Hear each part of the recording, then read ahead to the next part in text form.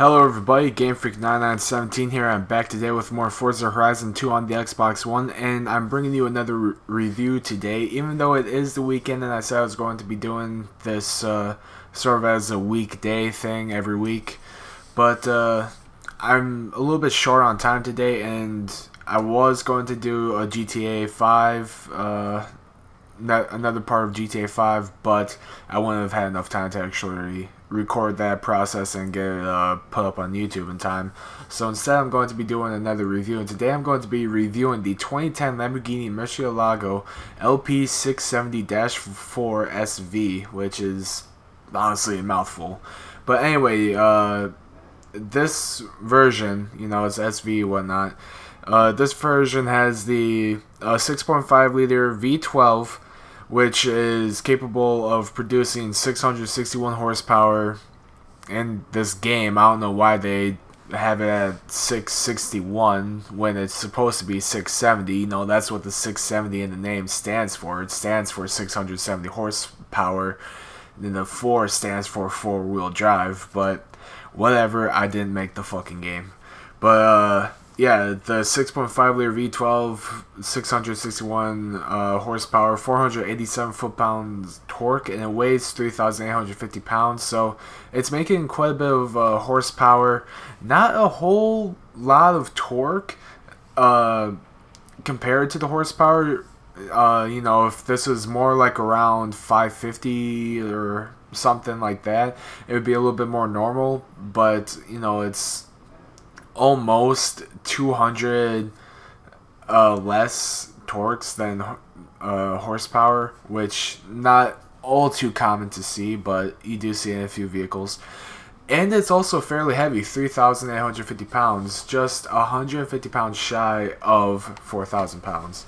Although I still think that this is lighter than the Charger, if I remember correctly. But anyway, let's go ahead, take a look at some of the colors here that are available for us. So we have a yellow, an orange, a black, ooh, sort of a semi-gloss kind of black. Maybe that's a matte? I'm not sure. It doesn't look quite like a matte. It sort of has some of that shine to it. Gray and 2 shades of white.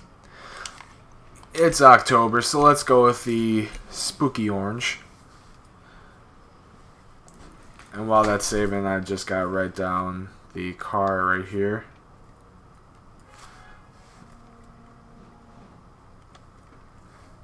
And I'm getting a phone call, but I'm not going to answer that right now.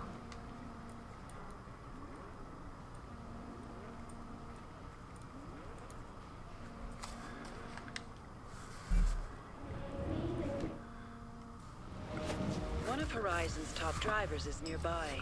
I've marked their position. Oh, are they? If you want to challenge them.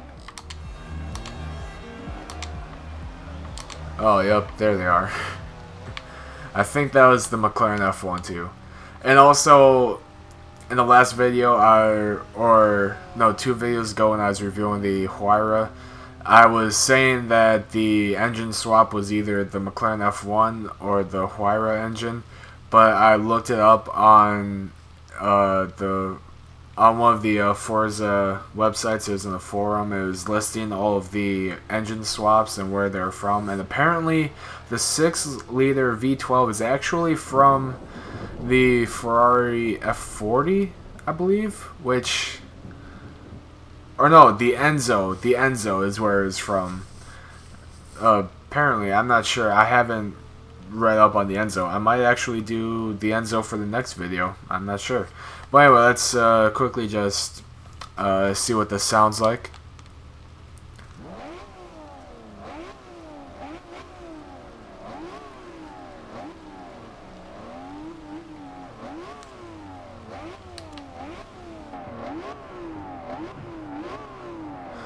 Ooh, man, that sounds good. I love the sound of a V12.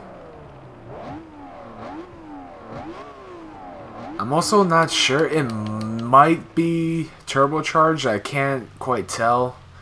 You know, I'm not hearing a lot of that turbo whistle in there. But I am hearing some sort of It almost sounds like a very small turbo is in there or something. So of course the four-wheel drive system is definitely going to help off-road and in the rain. Very good turning, I must say.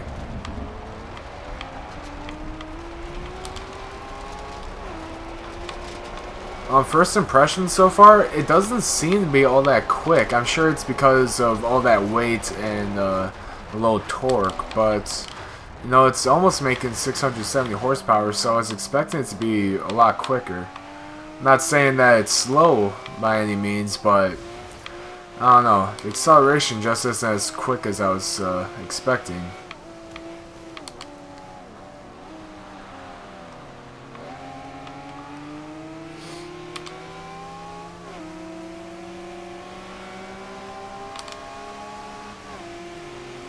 Yeah, the handling and everything about this car is actually pretty good. Bad braking on my part. The brakes, they're good, but not the best that I've seen, I guess. But not all brakes are going to be the same.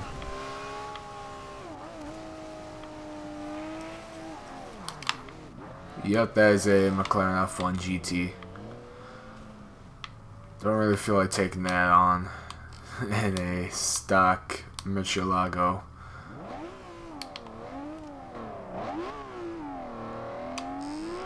Oh jeez.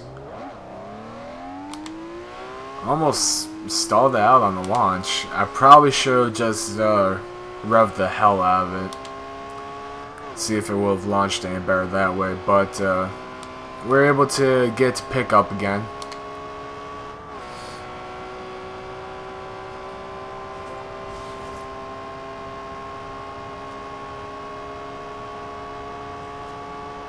$188.05. Alright, let me write that down real quick.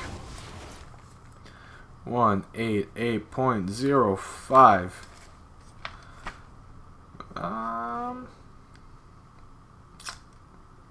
That's fairly quick, I guess. You know, of course, some of the cars I reviewed earlier have been faster.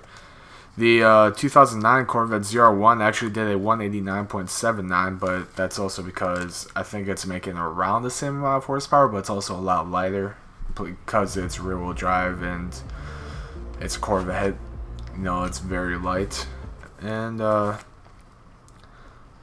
Lamborghini Gallardo, I'm not sure if that's supposed to be a 9 or a 4 because of my chicken scratch, but it's either the 184.14 or 189.14. But anyway, let's take a look at some of the conversions. We have a drivetrain swap, make it rear-wheel drive, not interested. And an aspiration, make it a twin turbo, obviously. And no engine swap. I was expecting that there may have been like a 6-liter V12 awaiting us, which honestly a little bit disappointing because that is a very fun engine to put in Lamborghinis.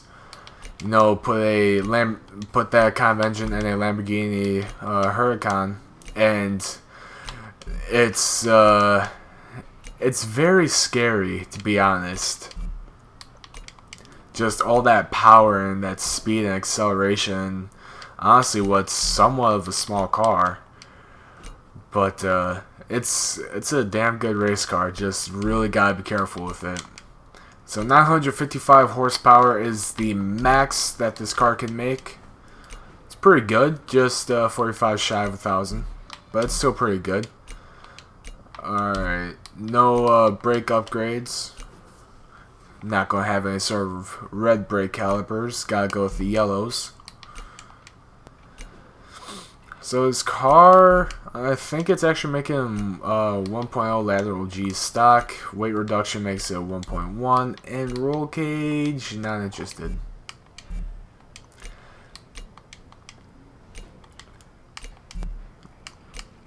Alright, put that race clutch and transmission in as well as the driveline. Leave the drivetrain alone. Yes, race compound tires. I love being able to put those on a car, especially one that already grips and handles as well as this. 1.2 lateral G's with the upgraded front tires. And it's going to stick with 1.2 lateral G's all around with the tires. Let's take a look at the aero. Of course, a race splitter and a race wing. Not a whole lot of difference, I guess. But anyway, let's go ahead, take it back out, and see what it's like now.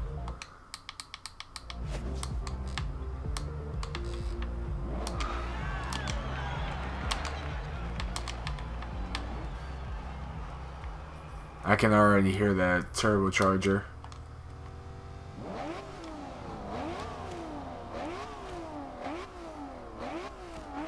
Surprisingly, you can't actually hear the turbo all that much.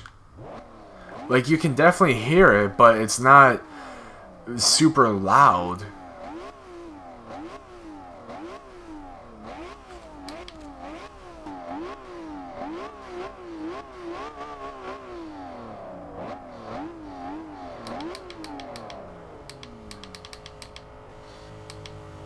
Whoops.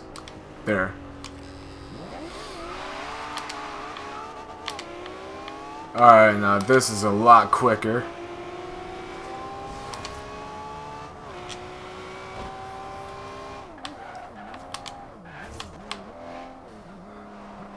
And of course, 1.2 lateral G's. Very good in the corners.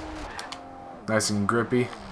And there's actually not a whole lot of understeer, which is something that can happen quite a bit with all-wheel drive cars, but Lamborghini has been very good at managing the all-wheel drive system and make sure that you're not getting a lot of understeer.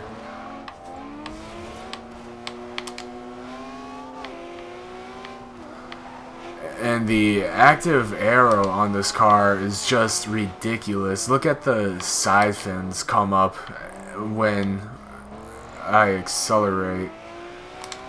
Yeah, breach 100 miles an hour, and then those side fins sort of come up. Whoa, very bad braking on my part. Pretty good brakes though on this car. It's weird, even though we did not upgrade the brakes, but once we upgraded the whole car, it seems that the braking actually improved. Man, this car just handles so well.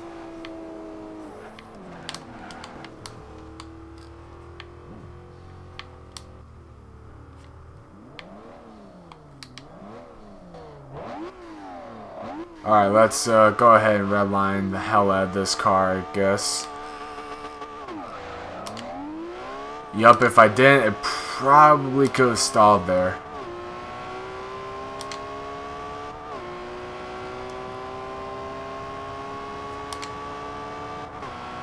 I like the little dashboard in front of us, how it's actually very simple. And, ooh, just shy of a 220 with a 119.26. Alright, let me write that down really quick. 219.26.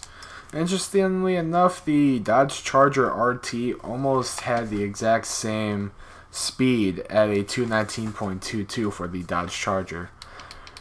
But this car blows that Dodge Charger out of the water easily.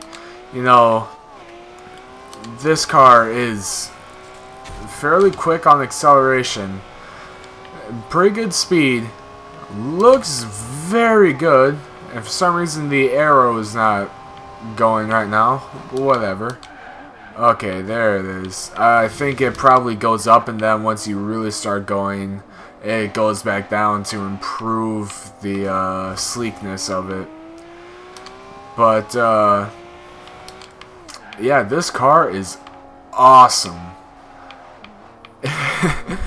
That's all I can really say. You know, I really wish that they would have allowed the 6-liter V12 swap in here, because this thing would just become a rocket.